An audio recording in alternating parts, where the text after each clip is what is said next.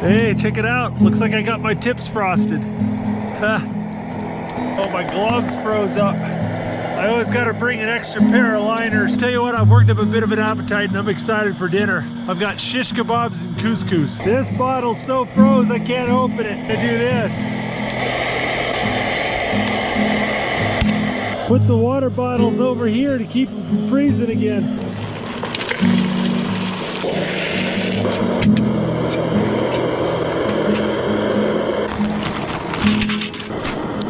Having both of these stoves going in here is heating things up a little bit. All right, we got chunks of seasoned chicken wrapped in bacon. Lay this on our little grill here.